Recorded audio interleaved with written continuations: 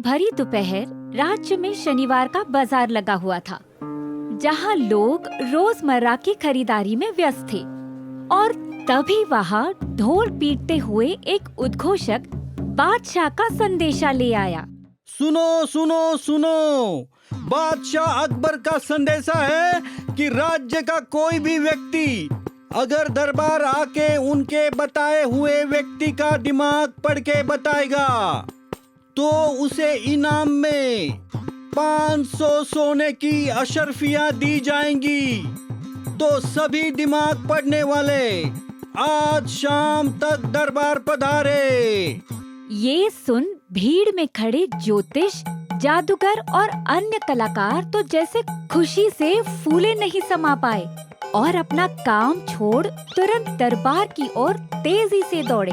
अब उन बेचारों को क्या पता था कि वहाँ उनका सामना बहुत ही चतुर दरबारियों से होगा, जो किसी का भी दिमाग घुमा सकते हैं।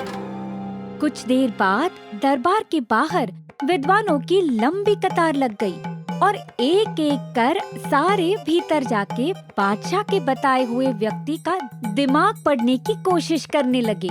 तो मुख्यमंत्री जी इस वक्त आम खाने के बारे में सोच रहे हैं। पर दरबार के मंत्री भी कुछ कम नहीं। वे इन ज्योतिषों की फिरकी लेते हुए उनके बताए हुए जवाब से जानबूझकर सहमत ही नहीं होते, भले ही वो जवाब सही क्यों ना हो। गलत जवाब, खाना तो छोड़ो, मैं तो आम के नाम से भी नफरत करता हूँ। ये सिलसिला काफी देर चलता रहा, पर सारे मंत्री हर किसी के जवाब को नाकार देते। ये देख बादशाह उदास हो जाते हैं और उनका भरोसा इन विद्वानों से उठने लगता है। क्या हमारे राज्य में ऐसा कोई नहीं जो किसी का दिमाग पढ़ सके? लेकिन ये अद्भुत चुनौती सिर्फ अकबर राज्य तक नहीं, बल्कि अड़ोस पड़ोस के सारे राज्यों में भी फैल चुकी थी, जिसके कारण दिल्ली राज्य के एक विश्व प्रसिद्ध और बेहद गरीब ज्योतिष आचार्य मन पढ़कर बादशाह अकबर के राज्य की ओर निकल पड़े। उन्हें अपने विद्या पर उतना ही भरोसा था जितना सूरज को अपनी किरणों पर रास्ते में उनकी मुलाकात एक पुराने मित्र से हुई, जिन्होंने उन्हें बताया कि कैसे दरबारी चालाकी से उनकी बातों से सहमत नहीं होते। ये सुन तो जैसे आचार्य मन पढ़कर के तो मानो होश ही उड़ गए।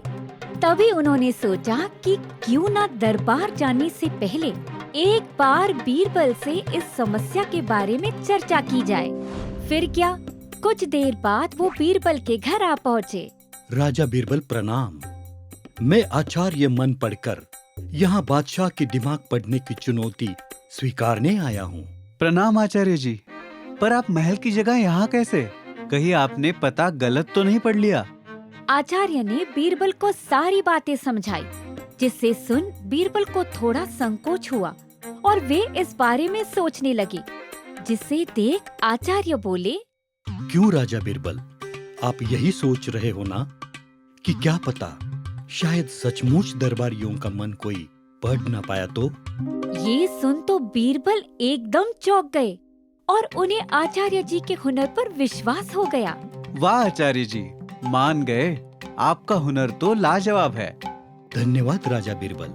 अब आप ही बताएं कि मैं दरबार में अपने आप को कैसे साबित करूं ताकि मेरी और मेरे इस कला की इज्जत रह जाए। इस पर बीरबल ने कुछ विचार किया और तभी उनके दिमाग में एक उपाय सूझा। वो उसे आचार्य को बताने ही वाले थे कि उतने में वे मुस्कुराते हुए बोले, रहने दीजिए, मैंने सब सुन लिया है। ये सुनकर बीरबल हंसने लगे और आचार्य जी वहाँ से दरबार की ओर निकल पड़े। दरबार पहुँचते ही आचार्य ने बादशाह को प्रणाम किया और अपना परिचय दिया। आपके बारे में हमने काफी सुना है आचार्य जी, तो कहिए क्या आप मेरे किसी एक मंत्री का दिमाग पढ़ सकते हो? किसी एक का क्यों, आप कहे तो आपके सारे दरबारियों का मन एक साथ पढ़ के बता सकता हूँ। आचार्य जी का इतना ज्यादा आत्मविश्वास देख बादशाह अचंभित हुए और उन्होंने इस चुनौती को और कठिन बनाने का निर्णय लिया। अच्छा, तो ये बात है। ठीक है, आप सारे मंत्रिमंडली के दिमाग में क्या चल रहा है वो बताएं। पर अगर आपकी बात गलत निकली तो आपको आजीवन काल के लिए काल कोठरी में डाल दिया जाएगा। तो कहिए आचार्य जी, चुनौती मंजूर है? इस पर आचार्य तुरंत बोले, मुझे चुनौती मंजूर है। ठीक है, तो बताओ इस वक्त मेरे दरबारी क्या सोच रहे हैं? आचार्य जी ने सभी के ओर देखा और बोले, इस वक्त सारे दरबार के मंत्री उनके बादशाह की कुशलता, अच्छी सेहत और राज्य के लिए धन और बढ़ोतरी के बारे में सोच रहे हैं। क्यों दरबारियों, सही कहा ना? अगर कोई ये सब बादशाह के लिए नहीं सोचता तो बता दीजिए, मैं चुपचाप काल कोठरी में चला जाता हूँ। ये सुन तो जैसे सारे दरबारी उलझन में पड़ गए। अब आचार्य की बात टाले भी तो कैसे? उससे तो ये ही साबित होगा ना कि वे बादशाह और राज्य का अच्छा नहीं सोचते। इसीलिए सबने हिचकिचाते हुए एक सुर में कहा, हाँ, सही है, सही है। ये सुन बादशाह काफी प्रसन्न हो गए और उन्होंने आचार्य जी को 500 के जगह 1000 सोने की अशर्फिया देने का ऐलान किया। और हमने ये सीखा कि सही हुनर को आखिर सही कीमत मिल ही जाती है। एक दिन एक घमंडी अंग्रेज दरबार पधारा और बादशाह के सामने आके अकड़ कर खड़े हो गया, जिन्हें देख सब चौंक गए और मुख्यमंत्री ने तुरंत उठकर कहा, क्या इन अंग्रेजों को पता नहीं? बादशाह को झुककर सलाम करना चाहिए। लगता है तमीज अपने घर भूल आए हैं। ये सुन अंग्रेज बोला, तुम हमें मत सिखाओ क्या करना है और क्या नहीं। हम बस उसी को झुक कर सलाम करते हैं जो हमें हमसे बेहतर लगता है।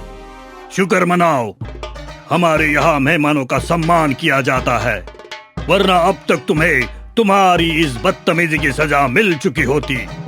योर मैजेस्टी, आप अगर मुझे सजा देंगे तो हमारी महारानी क्वीन एंग्रेजिया को इस राज्य पर हमला करने की एक बहुत बड़ी वजह मिल जाएगी और उम्मीद है कि आप हमारी ताकतवर फौज, जिनके पास आधुनिक हथियार है, उनसे युद्ध करना नहीं चाहेंगे।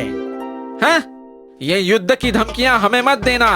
आ जाओ मैदान में, देखते हैं किसमें कितना है दम। हम उसी के लिए तो यहाँ आए हैं। क्या मतलब? मतलब ये, हथियार से ज्यादा ताकत होशियारी में होती है और हम ये देखना चाहते हैं कि तुम्हारे राज्य के लोग हमसे ज्यादा होशियार है या नहीं। और वो तुम कैसे साबित करोगे? ये बहुत आसान है, बस आपको मेरी दो पहेलियों को सुलझाना होगा, बस। और अगर सुलझा दे तो? अगर तुमने हमारी पहेलियां सुलझा दी तो क्वीन एंग्रेजिया खुद आकर आपके हुनर को सलाम करेगी। लेकिन अगर तुम पहेलियां नहीं सुलझा पाए तो आपको हर महीने हमें 3 गुना लगन देना होगा। ये सुन तो सारे दरबार में हड़बड़ी सी मच गई और बादशाह सोच में पड़ गए। तो बोलो, शर्त मंजूर है क्या नहीं? और उस वक्त वहाँ बैठे बीरबल खड़े हुए और बोले, हमें ये शर्त मंजूर है। ये क्या कह रहे हो बीरबल? भला हम इन अंग्रेजों की बातें क्यों माने? हम इनसे डरते हैं क्या? बात डर की नहीं है मुख्यमंत्री जी, बात आत्मसम्मान की है। इन्होंने बादशाह अकबर के सामने जो गुस्ताखी की है, उसकी सजा यही होगी कि ये जिले-लाई को सलाम करे, तभी हमारे आत्मसम्मान की जीत होगी। महाराज, आप मुझ पर भरोसा कीजिए, मैं इनकी पहेलियां सुलझा दूंगा। और अगर नहीं सुलझा पाए तो तुम्हारी एक गलती से हमें 3 गुना लगान देना होगा। हमारे पास और कोई चारा नहीं है मुख्यमंत्री जी। बादशाह, आप बस इजाजत दीजिए। इजाजत है। Very good. तो मेरी फर्स्ट पहेली ये है कि मैं हर जगह हूँ, लेकिन कोई मेरा सटीक स्थान नहीं बता सकता। मैं दुनिया के हर कोने में घूमता हूँ। मैं वो भी जगहों में जा सकता हूँ जहाँ कोई और नहीं पहुँच सकता। मेरी आवाज सीमाहीन है। मैं आकाश में भी घूम सकता हूँ। जल और पृथ्वी भी मेरी हाजिरी पर कांपते हैं। अगर मैं चाहूँ तो बड़े पेड़ों को भी उखाड़ सकता हूँ। कोई मुझे पकड़ नहीं सकता, कोई मुझे देख भी नहीं सकता। फिर भी मैं दुनिया के लिए अनिवार्य हूँ। अब बताओ मैं कौन हूँ? ये तो आपने काफी आसान पहेली पूछ ली। इसका जवाब है हवा, जो है सब जगह, तूफानों में करती है चीजें तबाह, फिर भी दुनिया के लिए है एक दवा। मरहबा मरहबा। बीरबल का यूं तेज तर्रार जवाब सुन अंग्रेज समझ गया कि उसे चुनौती को और कठिन बनाना होगा, और वो बोला, ठीक है, अब मुझे ये बताओ, मेरा राज सभी जगह है। मेरी गति मेरे दोस्त की तरह तेज है। कोई भी जीव बिना मेरे नहीं रह सकता। मैं एक बक्से में बंद हूँ। अब बताओ मैं कौन हूँ? इस बार तो बीरबल भी सोच में पड़ गए और अंग्रेज मन ही मन मुस्कुरा उठा। बादशाह अकबर और दरबारियों को लगा कि अब तो उन्हें 3 गुना लगान देना ही होगा। तभी शातिर मंत्री गुस्से से बोले, देखा, मैंने कहा था ना बादशाह अकबर, ये बीरबल एक दिन पूरा राज्य ले डूबेगा। इसके खोखले दिमाग ने हमारी नाक कटा दी है। हैं? बददिमाग, बददिमाग, बददिमाग, बददिमाग। शातिर मंत्री का ताना सुन बीरबल के चेहरे पर एक मुस्कुराहट आ गई, जिसे देख अंग्रेज चौंक गया। वाह मंत्री जी, क्या बात कही आपने। मेहमान महोदय, आपके पहेली का जवाब है दिमाग, जो होता है हमारी खोपड़ी के बक्से में बंद, जिसकी काम करने की गति लगभग सबकी एक जैसी होती है, और उसी के जरिए यहाँ कोई और राज करता है। ये सुन अंग्रेज पहले तो चौंक गया और फिर मुस्कुराते हुए बोला, ये जवाब सही है, योर मैजेस्टी। आपको और आपके राज्य के लोगों को मेरा सलाम। ये देख सारे लोग तालियां बजाने लगे और राज्य पर आई अंग्रेजी मुसीबत कुछ वक्त के लिए टल गई। तो आज हमने ये सीखा कि शक्ति से ज्यादा युक्ति श्रेष्ठ होती है। एक शांत भरी दोपहर दरबारी राज्य की समस्या पर चर्चा कर रहे थे और बीरबल वहाँ खर्राटे लिए सो रहे थे।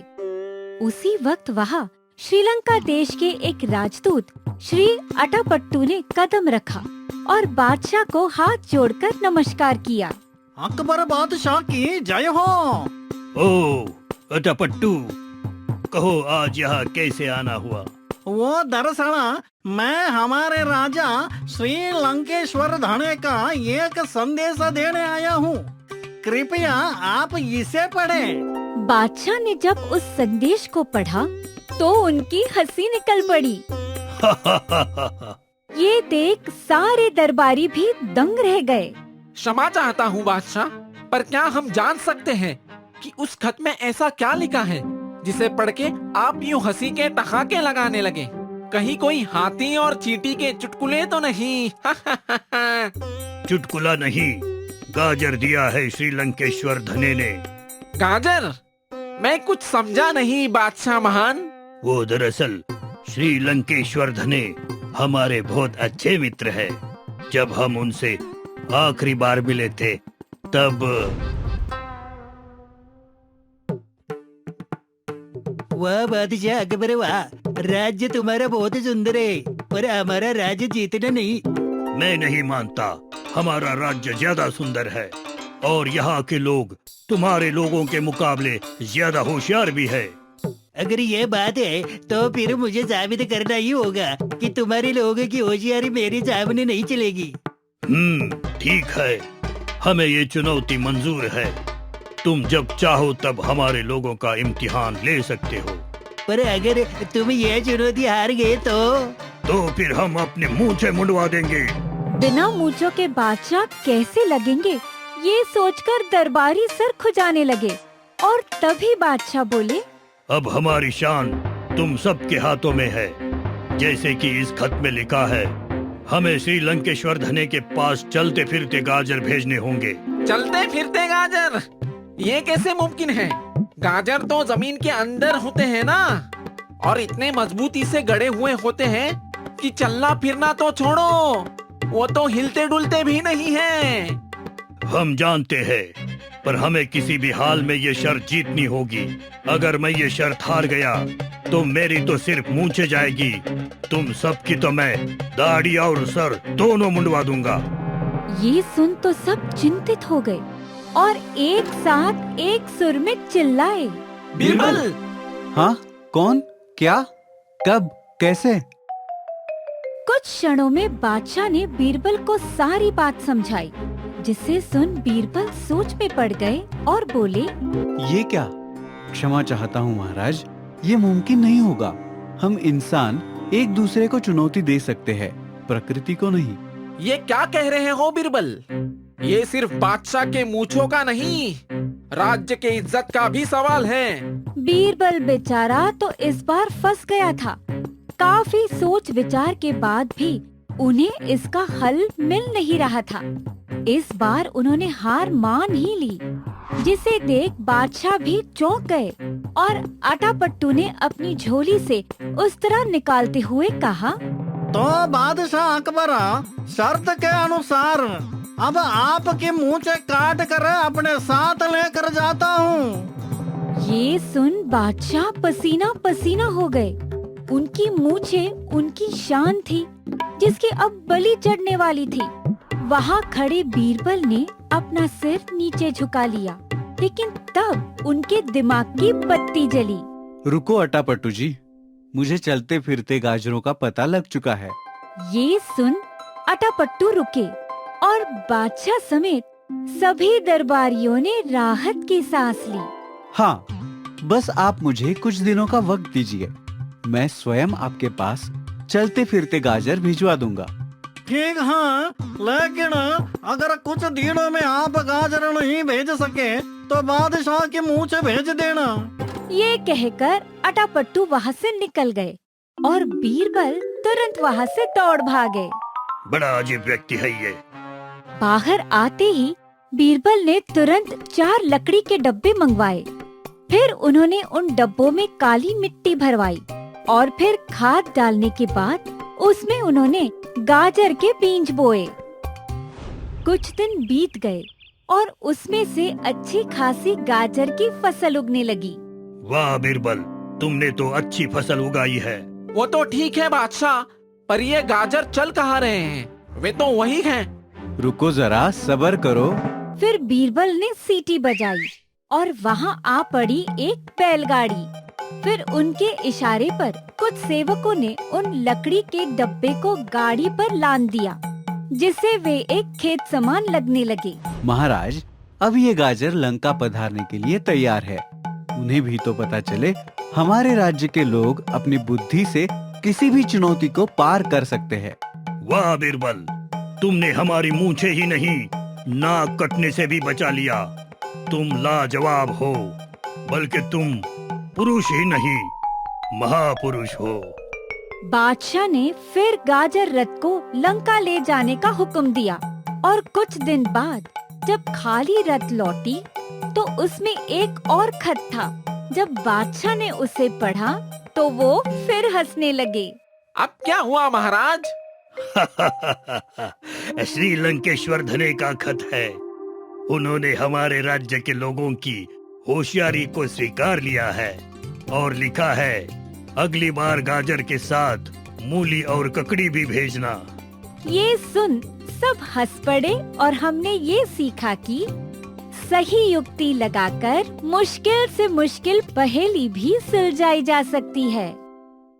एक दिन राज्य में किसी के आंगन में आम के पेड़ के छांव में बैठे 2 दोस्त एवं पड़ोसी गोपाल और माधव मजे से आम के मिठास का आनंद उठा रहे थे।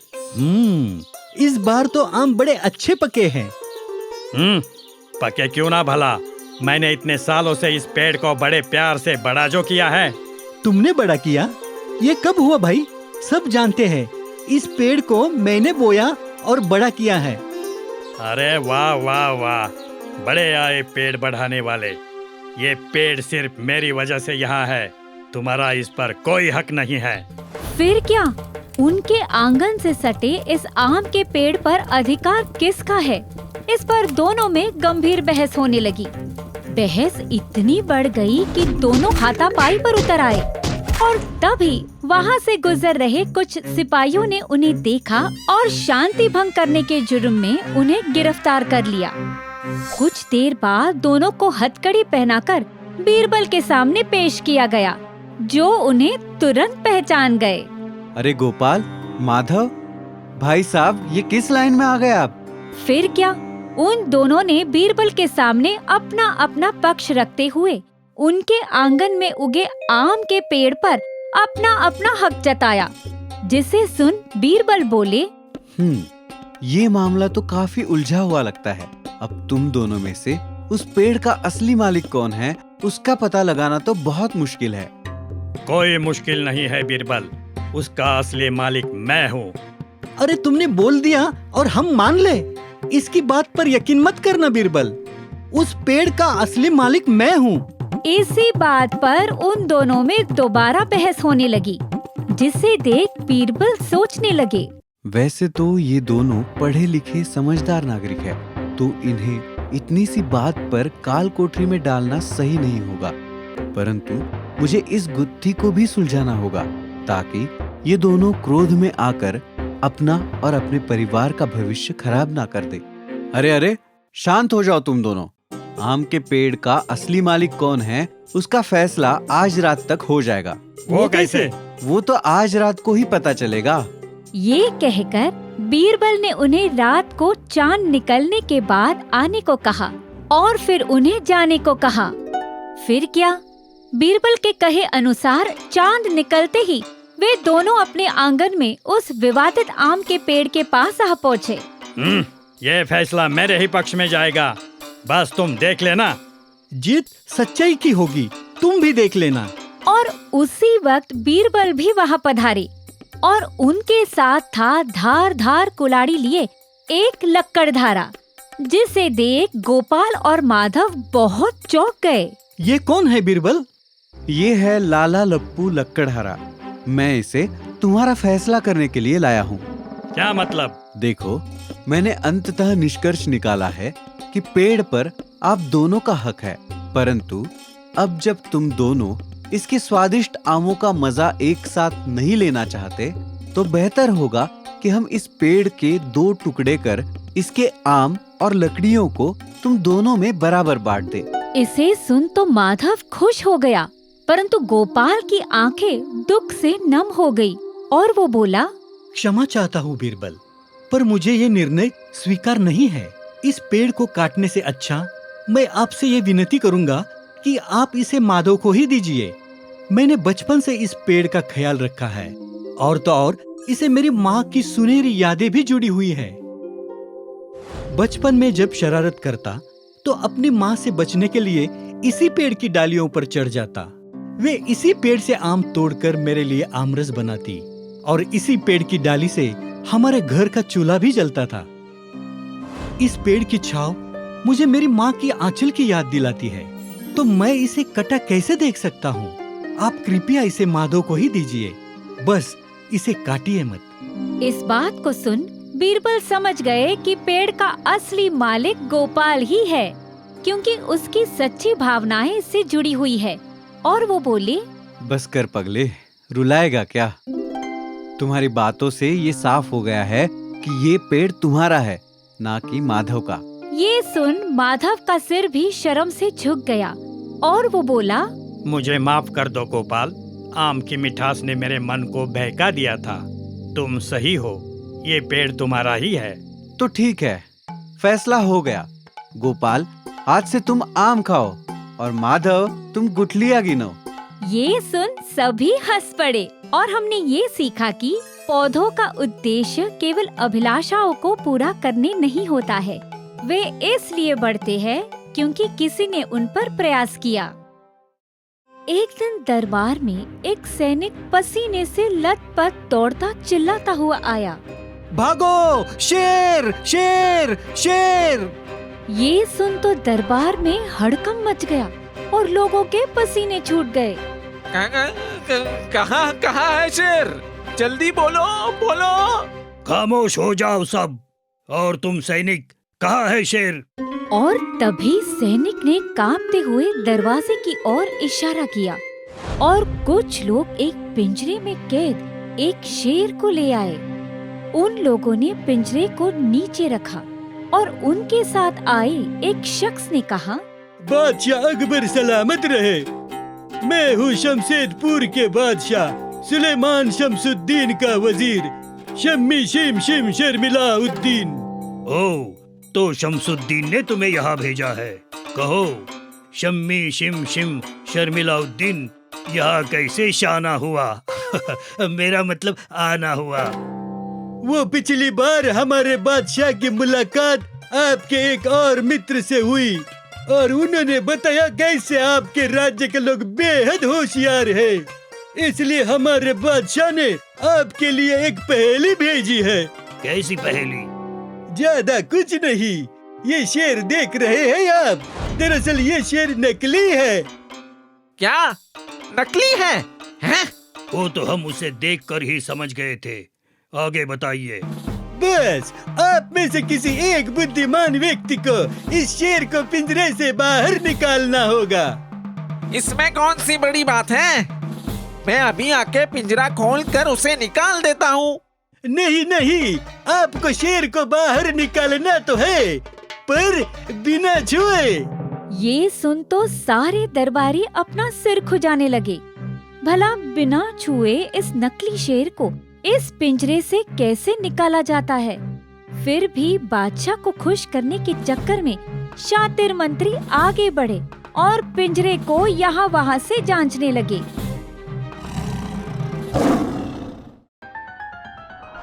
ये देख वहाँ खड़े वजीर और उनके सैनिक हंसने लगे और बादशाह ये सोचकर शर्मिंदा होने लगे कि उनके दरबार में इस पहेली को सुलझाने लायक कोई नहीं। और तभी उन्हें बीरबल की याद आने लगी। बीरबल को भी आज ही छुट्टी लेनी थी। यहाँ हम सब की छुट्टी होने वाली है। लगता है आज हमारे राज्य का नाम खराब होना तय है। परंतु इत्तेफाक से बीरबल वहाँ आ पहुँचे, जिसे देख बादशाह बेहद खुश हो गए। बीरबल, तुम यहाँ कैसे? तुम तो छुट्टी पर थे ना? वो दरअसल कल मैं शायद अपना बटवा यहाँ भूल गया था, उसे ही ढूंढने यहाँ आया हूँ। क्या किसी ने मेरा बटवा देखा है? उसमें मेरी शादी की अंगूठी है। वो अगर ना मिली तो मेरी पत्नी मेरी चटनी बना देगी। अंगूठी हम ढूंढ लेंगे बीरबल। पहले तुम्हें एक पहेली का जवाब ढूंढना होगा। कैसी पहेली?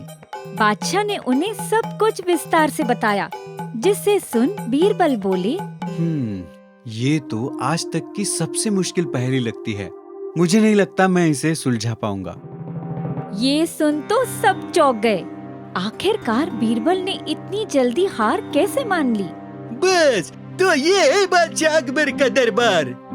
आखिरकार शमशेदपुर के लोग होशियारी में आपसे जीत गए। ये क्या बीरबल, आज तुम्हें क्या हो गया है? क्षमा चाहता हूँ महाराज, मेरे दिमाग में इस वक्त अंगूठी ना मिलने का डर बैठा हुआ है, जिसने मेरी सोचने समझने की क्षमता को जकड़ लिया है। जब तक वो ना मिलेगी मैं सोचना तो दूर, चैन की सांस भी नहीं ले पाऊंगा। अच्छा तो ये बात है।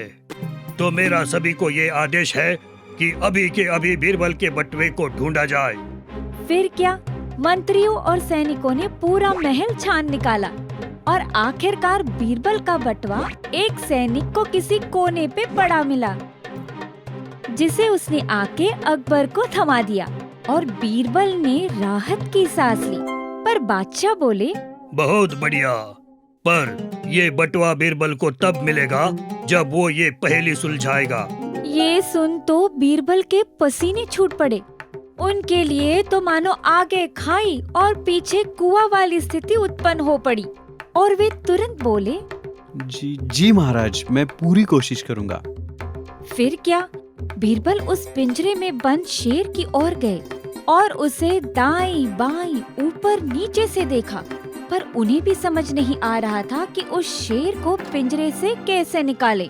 मुझे लगता है अब आपको हार मान लेनी चाहिए। देखो, बीरबल तो ऐसे पसीना पसीना हो गया जैसे धूप में रखी बर्फ।